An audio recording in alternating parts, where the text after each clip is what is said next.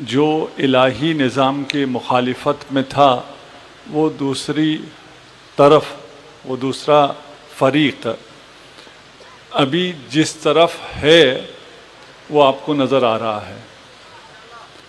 یہ یہودی اس دن بھی اسلام کے خلاف کام کر رہے تھے، آج بھی اسلام کے خلاف کام کر رہے ہیں، اور جو اس دن بھی یہودیوں کا یار تھا وہ اسلام کا غدار تھا، جو آج بھی یہودیوں کا یار ہے اسلام کا غدار ہے۔ ہمیں یہ سمجھ میں آنا چاہیے، اور شاید اب لوگوں کو سمجھ میں آ گیا ہو کہ تشیع کے خلاف اتنا پروپیگنڈا اور اس پہ اتنا جو مال خرچ ہو رہا تھا اس کے پیچھے کون سی طاقت تھی۔ علماء یہ تشیع کے خلاف، مرجعیت کے خلاف، رہبری کے خلاف یہ جو پورا پروپیگنڈا تھا اور مختلف لوگ تھے، اور جس میں اس آخری سالوں میں سوشل میڈیا پیش تھا، ان کے پیچھے کون تھے اور ان کے مقاصد کیا تھے، شاید اب لوگوں کو سمجھ میں آ گیا ہو۔ آپ نے یہ آخری چند سالوں میں جتنا مرجعیت کے خلاف سنا ہے اتنا شاید پورے تاریخ میں مرجعیت کے خلاف بات نہیں ہوئی ہے، اور اگر وقت رہ گیا، ہمیں شاید وقت نہ ملے، میرے موضوع سے یہ مربوط تھا کہ میں مرجعیت پر، تقلید پر گفتگو کرتا تاکہ آپ کے لیے واضح ہوتا، اور یہ وہ موضوعات ہیں جو دشمن ہمارے صفوں کے اندر لے آیا ہے، اور ہمارے صفوں کے اندر کچھ لوگوں کو وائرل کر کے، کچھ لوگوں کو ہیرو بنا کے، کچھ لوگوں کو سیلیبریٹی بنا کر ان ابحاث کو پیش کیا جا رہا ہے، اس لیے کہ تشیع کی جو اصل طاقت ہے وہ مرجعیت ہے۔ اگر مرجعیت نہ ہوتی تو ایران میں انقلاب نہ آتا۔ ایران کا انقلاب مرجعیت کا انقلاب ہے۔ ایران میں انقلاب باقی ہے، مرجعیت سے باقی ہے۔ عراق میں عتبات عالیات اگر محفوظ ہیں تو مرجعیت کی وجہ سے ہے۔ اگر داعش کو شکست ہوئی ہے تو مرجعیت کی وجہ سے ہوئی ہے۔ اگر اتنے سپاہی تھے، اتنے کمانڈر تھے، اتنے ڈائریکٹرز تھے، اتنے سائنٹسٹ تھے کہ جتنوں کو بھی شہید کیا کام نہیں رکا تو مرجعیت کی وجہ سے ہے۔ کوئی علمی مرکز ہے، تشیع کا ایک مرکز ہے، پوری تشیع اس مرکز سے جڑی ہوئی ہے۔ یہ تشیع کو جو طاقت دیتی ہے، اس طاقت سے دشمن خائف ہے۔ ابھی شاید سمجھ میں آیا ہو، شاید ابھی بھی سمجھ میں نہ آیا ہو کہ یہ جو یہودی میڈیا ہے یہ ہمارے ساتھ کیا کرتا ہے۔ میں تھوڑا سا آپ کو بتا دوں، ابھی تقریباً میں شروع سے نہیں تھا لیکن اس کا اثر آپ ذرا دیکھیے گا، یہاں بھی آیا ہے یا نہیں آیا، ہم میں مجھ میں آیا ہوا ہے، ہاں، اس لیے میں کسی کو بلیم نہیں کر رہا۔ ایسا آتا ہے میڈیا کا اثر، اور مخصوصاً یہ یہودی میڈیا کا۔ فلسطین کا جو مسئلہ تھا وہ اسلام کا اور دشمنان اسلام کا مسئلہ تھا، اس میں کوئی شک ہے؟ اسلام اور یہود کا مسئلہ تھا۔ اسلام و یہود سے پہلے انہوں نے اس کو اسلام، یہود، اسرائیل اور عربوں کا مسئلہ بنایا، مسلمان نکل گئے۔ اب یہ جو مسئلہ ہے وہ اسرائیل کا، یہود کا، عربوں کے ساتھ ہے۔ تو ہم تو ویسے ہی خارج ہو گئے، ہم تو ہیں عجم۔ عربوں کو انہوں نے کیسا کر دیا وہ بھی آپ کو پتا ہے۔ یہاں نہیں رکے، پھر اسرائیل فلسطین کا مسئلہ بنایا۔ عربوں سے کہا تم سے بھی کوئی اس کا کوئی مسئلہ نہیں ہے، وہ بھی اپنے علاقے میں کنسرٹس کرنے میں، فلان کرنے میں مصروف ہیں۔ جہاں بمباری ہو رہی ہے فلسطین پر وہ وہاں پہ کنسرٹس کر رہے ہیں، وہاں پہ وہ ویلکم کر رہے ہیں، وہاں انہی خونخواروں کو وہ انعامات، اکرامات دے رہے ہیں۔ عرب دنیا سے بھی مسئلہ نہیں ہے، فلسطین عرب نہیں ہے، اسرائیل عرب نہیں ہے، اسرائیل فلسطین ہے۔ ابھی جب میڈیا کی وجہ سے ہماری زبانوں پہ کیا ہے، ابھی ہم فلسطین بھی نہیں کہتے، اب اسرائیل اور غزہ. یہ چند سال پہلے اتنا غازہ آپ کے منہ پہ تھا نہیں تھا. اس سے پہلے ہم فلسطین کہتے تھے، اب کیا کہتے ہیں، اب کہتے ہیں غزہ. یہ کس نے کیا ہے؟ یہ اسرائیلی میڈیا نے کیا ہے. اس میڈیا کی طاقت دیکھیں کہ ابھی آپ کی زبان پر بھی یہی آتا ہے کہ وہ غزہ پہ بہت ظلم کر رہا ہے. وہ غزہ پہ ظلم نہیں کر رہا، وہ عالم انسانیت پہ ظلم کر رہا ہے. تو اس میڈیا کو ہمیں سمجھنا ہوگا. قدس مقدس نہیں ہے. اگر قدس پہ جنگ ہو رہی ہے تو کیا ہوا؟ فلسطین اور ان کا معاملہ تھا، فلسطینیوں نے خود اپنی زمینیں بیچ دی، ہم کیا کریں؟ یہ عام تاثر ابھی ہم سب میں پایا جاتا ہے. دشمن کی بات نہیں کر رہا، انہوں نے ویسٹ میں کتنا اس کا اثر کیا اس کی بات نہیں کر رہا. ہم بھی یہ سمجھتے ہیں فلسطینیوں نے اپنی زمین بیچ دی، آپ اپنی زمین فلسطینیوں کی طرح نہ بیچو. کس نے کہا فلسطینیوں نے زمین بیچی ہے؟ جھوٹ ہے. یہ زمین بکی نہیں ہے، اس زمین کو غصب کیا گیا ہے، فلسطینیوں کو قتل کیا گیا ہے، فلسطینیوں کو نکالا گیا ہے، فلسطینیوں کو آوارہ کیا گیا ہے. لیکن میڈیا ہے، میڈیا جو چاہے. اس کے بعد اسلام کی حفاظت کس نے کرنی ہے؟ پہلے ہم کہتے تو پھر دعویٰ تھا. اب محافظ کو کمزور کرنے کے لیے، ابھی آپ یہاں پاکستان میں ہیں، باقی سب کے خلاف بات ہو سکتی ہے، محافظ کے خلاف بات نہیں ہو سکتی، اس لیے کہ اگر ملک کا محافظ نہ رہے تو ملک نہیں رہتا. ملک اس کے محافظ سے باقی رہتا ہے. اگر ملک کا محافظ نہ ہو تو ملک باقی نہیں رہ سکتا ہے. دشمن کیا کرتا ہے؟ مورچے پہ حملہ کرتا ہے. دشمن کسے مارتا ہے؟ محافظ کو مارتا ہے. شاید اب کسی کو سمجھ میں آ گیا ہو، یہ جو 20 سالوں پر محیط تشیع کے خلاف پروپیگنڈا ہوا اور کافر کافر شیعہ کافر کہا گیا، اس کی فنڈنگ کہاں سے ہوتی تھی؟ اگر یہ سازش ہمارے غیور مسلمانوں نے ناکام نہ بنائی ہوتی، میں سلام کرتا ہوں اپنے سنی بھائیوں کو، انہوں نے ناکام بنائی، ہمارے بس میں تو نہیں تھی، ہم تو نہیں کر سکتے تھے. انہوں نے اس پروپیگنڈے کو نہیں مانا. ابھی پاکستان کے کسی بھی جگہ چلے جائیں، میں اسی لباس میں کہیں بھی چلا جاؤں، میرے اہل سنت بھائی آپ سے زیادہ میری عزت کرتے ہیں. اچھا، فتح کے بعد تو ساری دنیا عزت کر رہی ہے، فتح سے پہلے بھی ہاں، فتح کے بعد ابھی تو ہر جگہ عزت ہے. آپ اگر بتا دینا آپ شیعہ ہیں کافی ہے. ہمارا یہ لباس تو بتاتا ہے ہم شیعہ ہیں. ہم بتاتے ہیں. ہمارے ملک میں میرا سلام ہے پاکستانی عوام کو جنہوں نے ان اربوں ڈالر کے اس پروپیگنڈے کو ریجیکٹ کر دیا، اور مسلمانوں نے اس اسرائیلی یہودی پروپیگنڈے کو کہ شیعہ کافر ہے ریجیکٹ کیا. اسی لیے ابھی عالم اسلام باقی ہے. اگر محافظ کو کافر کہہ کے نکال دیا ہوتا پھر کیا بچتا؟ کون حفاظت کرتا؟ پھر تو یہ کیک کے سلائس کی طرح ٹکڑے کر کر کے نوش جان فرماتا. ہم ابھی بھی اس پورے تاریخ کو نہیں سمجھتے. یہ ہوا کیا ہے؟ یہ فلسطین، اسرائیل، اور شاید جو بچے ہیں ان کو تو پتہ بھی نہ ہو کہ اسرائیل کب وجود میں آیا. یہ سمجھتے ہیں جیسے باقی ملک پہلے سے ہیں ویسے یہ بھی ایک ملک ہے، اور اگر ملک ہے تو اس کو اپنے دفاع کا حق بھی حاصل ہے. یہ واحد مذہبی اسٹیٹ ہے دنیا کی.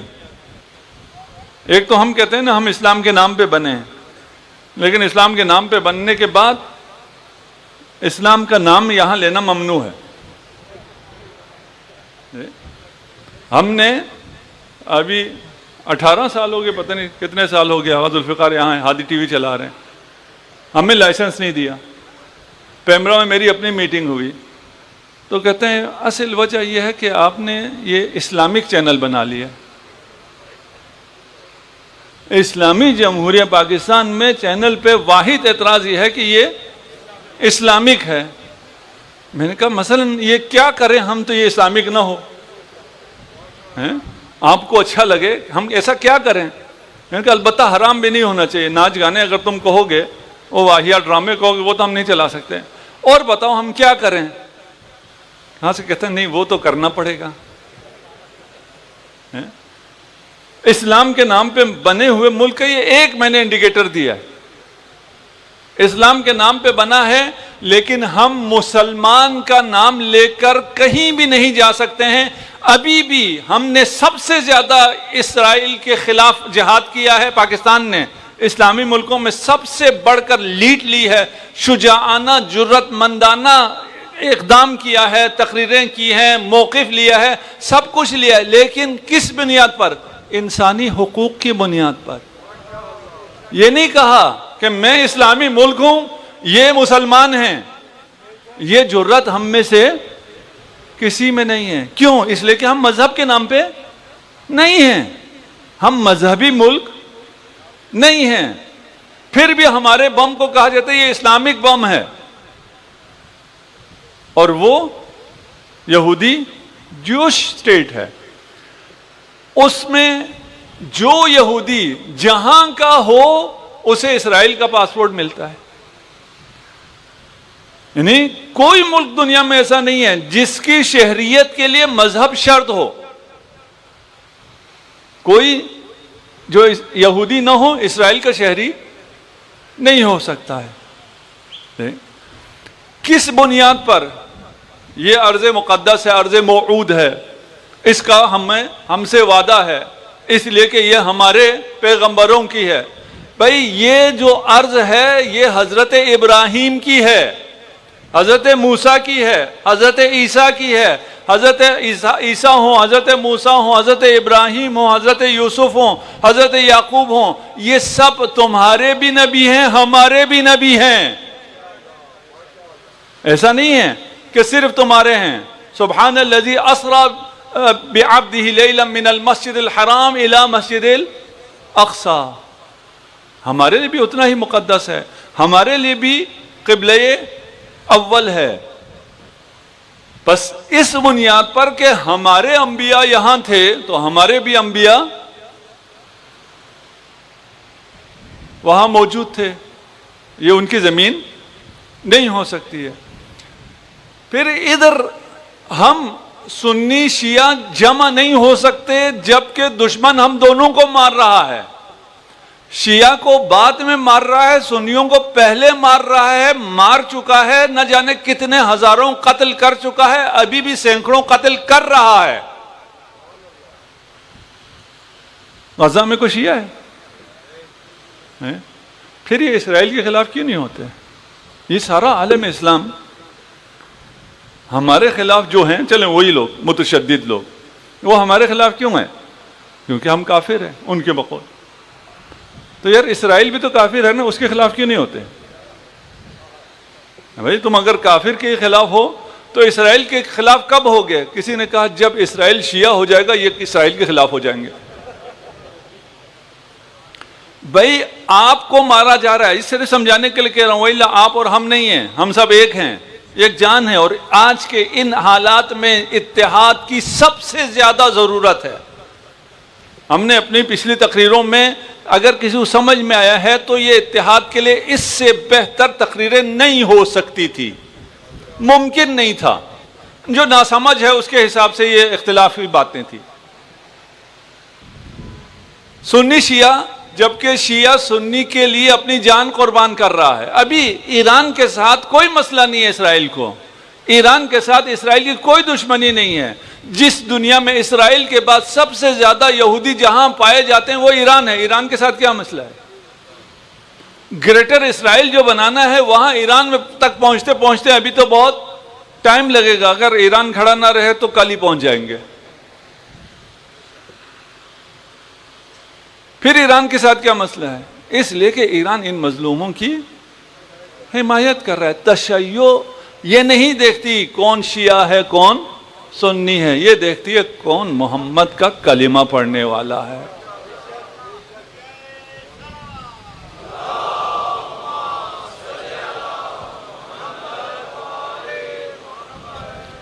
ہمیں ایک نہیں ہونے دیتے، ہمیں ایک دوسرے کے خلاف لڑاتے ہیں.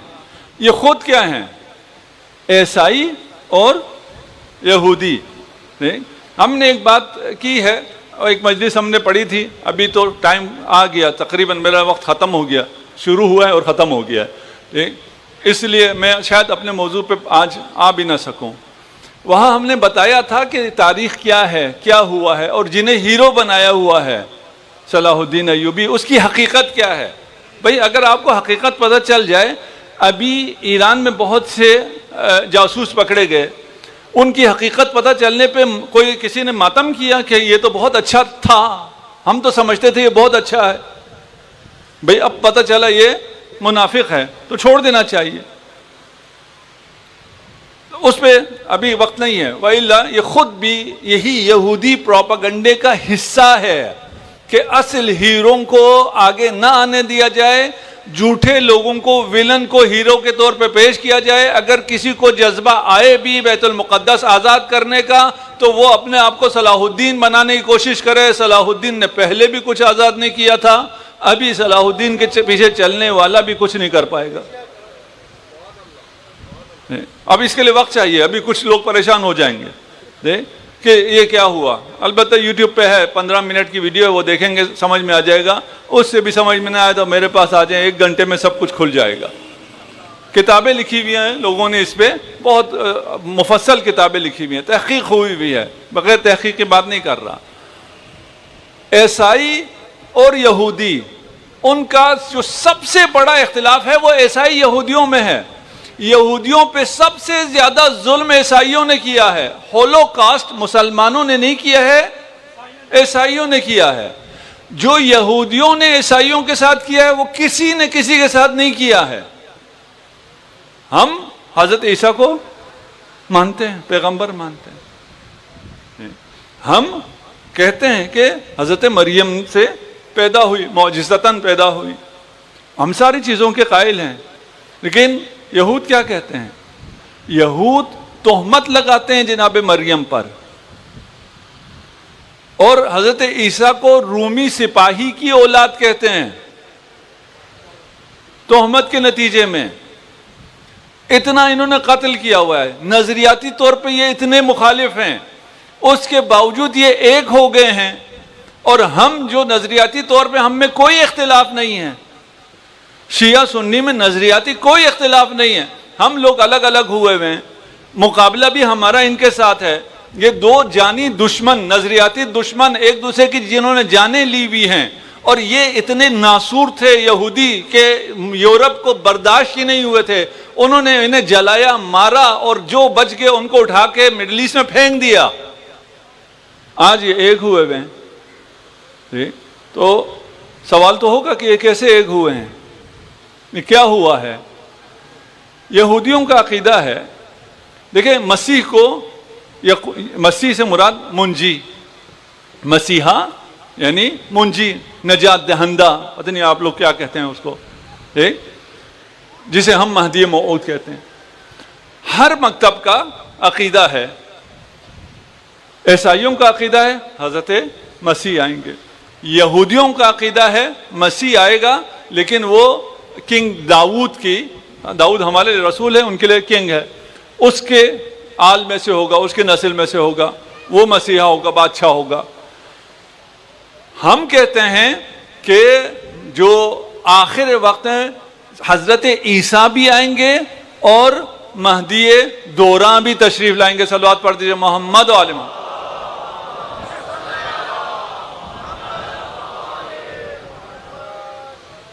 یہ مسلمانوں کا عقیدہ ہے. لیکن افسوس یہ ہے کہ مسلمانوں میں سے کچھ یہ کہتے ہیں، ہمارے بھائیوں کو جب لکھنا پڑتا ہے مجبور ہو کے کہتے ہیں حضرت عیسیٰ آئیں گے اور ان کے ساتھ مہدی بھی آئیں گے. کیوں بھائی، آپ نے عیسائی ہو جانا ہے؟ مسلمانوں کا عقیدہ ہے جو حدیث میں سب کے ہے، حضرت مہدی تشریف لائیں گے اور ان کے پیچھے نماز پڑھنے کے لیے عیسیٰ بھی آئیں گے. تو وہاں ان شخصیات پہ جنگ ہے، ہماری جنگ نہیں ہے. ہم کہتے ہیں وہ تو جھوٹ ہے کہ کوئی بادشاہ آئے گا، یہودیوں کی بات جھوٹ ہے. عیسائیوں کی بات صحیح ہے، حضرت مسیح آئیں گے، لیکن ہماری بات بھی صحیح ہے، مہدی موعود بھی آئیں گے۔ یہودیوں کا عقیدہ ہے کہ اس سے پہلے کہ ان کا مسیح آئے، اگر یہ ارض موعود پر گئے اور یہاں پر انہوں نے وہ کیا ہے ہیکل سلیمانی، ہیکل سلیمانی کو انہوں نے اگر تعمیر کر لیا تو پھر یہ ذلیل و خوار ہو جائیں گے۔ اس لیے انہیں انتظار کرنا ہے، جب ظہور ہوگا تب یہ لوگ واپس اسرائیل جائیں گے، وہاں ہیکل سلیمانی کو بنائیں گے، تب انہیں عزت ملے گی۔ یہ ان کا عقیدہ تھا۔ درمیان میں ایک آیا تھیوڈور ہرزل، اس نے ایک الگ نظریہ دیا۔ یہ جو صہیونی نظریہ ہے، یہودیت اور ہے اور یہ زائنسٹ اور ہے۔ یہ جو زائنسٹ وہ ہے جوڈیزم ہے، اس نے آگے کہا کہ کیا یار انتظار کرتے رہنا کہ کسی نے ظہور کرنا ہے اور اس نے ہیکل سلیمانی بنانا، چلو ہم خود چلتے ہیں، ہم خود انیشیٹو لیتے ہیں اور ہم وہاں جاتے ہیں اور ہم وہ ہیکل سلیمانی بنائیں گے، اور ہم اپنی یہود کی جو گریٹر اسرائیل ہے اس کو ہم خود بناتے ہیں، ہم انتظار نہیں کرتے۔ پتہ نہیں آپ لوگوں کو سمجھ میں آیا یا سمجھ میں نہیں آیا؟ فرض کر لیجئے کہ اگر غدیر نہ ہوئی ہوتی، غدیر بھی رہ گیا، میں نے غدیر پہ کافی مواد پیش کرنا تھا، پھر اگر کل انشاءاللہ ہوا نہیں تو آگے چلیں گے۔ غدیر اگر بعد میں ہو نہیں ہوتی تو لوگ کہتے کیا کریں جی، غدیر ہوگی پھر خلیفے کا تعین ہوگا، اس سے پہلے ہم سقیفہ میں جمع ہو کے خود خلیفہ بنا لیتے ہیں۔ تو یہ اس نے تھیوڈور ہرزل نے یہ کہا کہ بھائی کیا انتظار کرنا، ہم خود یہ کام کرتے ہیں۔ یہاں سے زائنسٹ وجود میں آئے، یہ زائنسٹ پھر آئے کہاں؟ اسرائیل میں۔ یہ کیوں آئے؟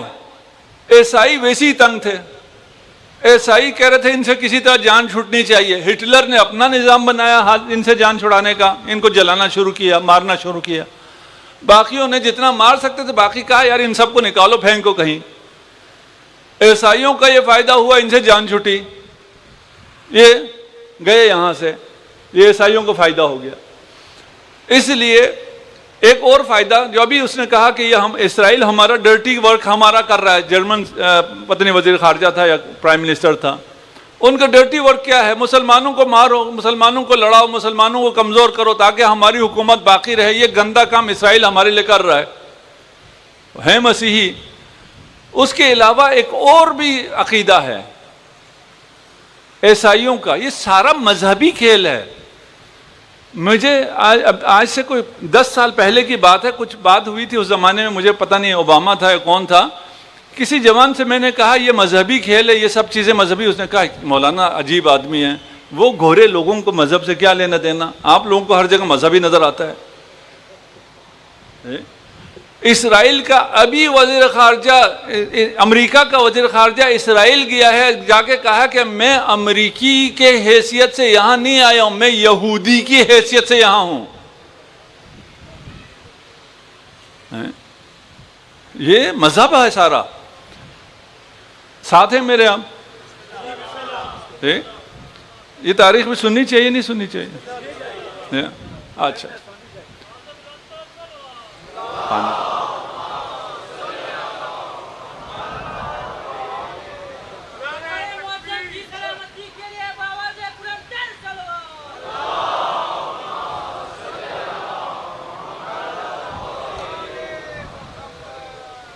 عیسائیوں کا عقیدہ یہ ہے کہ اگر یہودی چلے جائیں اسرائیل اور وہاں جا کر ہیکل سلیمانی بنا لیں تو ہمارا مسیح ظہور کرے گا۔ یہ عقیدہ سمجھ میں آیا؟ ان کے عقیدے میں آپ انتظار کے علائم ہیں نا، ادھر بھی تو انتظار کے علائم ہیں، اس میں یہ ہے کہ ہیکل سلیمانی بن جائے وہاں پر تو اس کے بعد مسیح ظہور کرے گا، منجی آئے گا۔ تو وہ کہتے ہیں چلو یہ پتہ نہیں کب ان کا وہ ہیکل سلیمانی بنانے والا آتا، پھر بناتے، یہ ابھی چلے گئے ہیں، اچھا ہے جائیں، یہ بنائیں تاکہ ہمارا مسیح آ جائے۔ ان کا کیسے اتحاد ہوا؟ یہ دو جانی دشمن جو ہیں، جو خونخوار ہیں، ان کا اتحاد کیسے ہوا؟ شاید ہم کچھ حد تک سمجھ سکے ہیں۔ مسلمانوں کا رول کیا ہے؟ ابھی وقت آ گیا، میں آگے چلتا ہوں۔ بس ایک آیت ہے اور میں وہ آیت پیش کر دوں اور پھر مصائب کی طرف چلتا ہوں۔ ایام مصائب کے ایام ہیں، اور اس آیت کو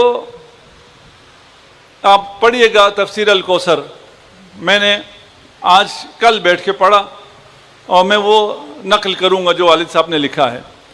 وَقَضَيْنَا إِلَىٰ بَنِي إِسْرَائِيلَ فِي الْكِتَابِ لَتُفْسِدُنَّ فِي الْأَرْضِ مَرَّتَيْنِ، یہ ہم نے کتاب میں لکھ دیا کہ بنی اسرائیل 2 دفعہ برباد ہوگا، یعنی اسرائیل 2 دفعہ برباد ہوگا۔ میں اب یہ اوپر سے پڑھ رہا ہوں جو والد صاحب نے لکھا ہے۔ تمہاری بدکاری، یہ جو بشارتیں ہیں وہ ہے اسرائیل کے بارے میں، وہ لکھا گیا ہے۔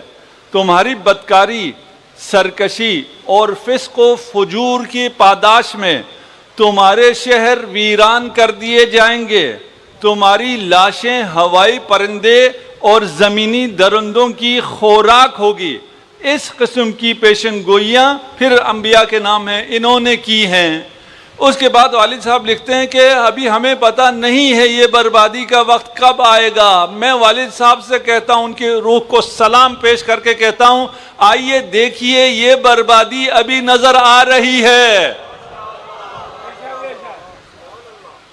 یہ قرآن کا وعدہ ہے کہ انہوں نے برباد ہونا ہے۔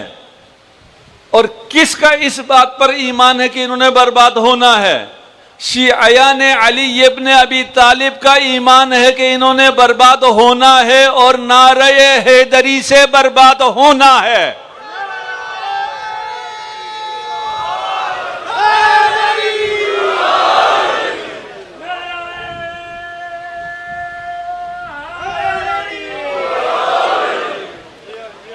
صرف شیعہ خود آزاد کرا سکتے ہیں، صرف خدا کی طرف سے جسے اذن ہوگا، خدا کی طرف سے جسے قوت عطا ہوگی، خدا کی طرف سے جسے عزت عطا ہوگی، صرف وہ یہ کام کر سکتا ہے۔ وہ اسرائیل جس کے بارے میں پوری دنیا کا خیال تھا کہ اسرائیل کی کوئی ایک چڑیا بھی کوئی نہیں مار سکتا ہے، بغیر ٹیکنالوجی کے، بغیر کسی ہتھیار کے، بغیر وسائل کے اسرائیل کو برباد ٹیکنالوجی نے نہیں، اللہ کی قوت نے کیا ہے۔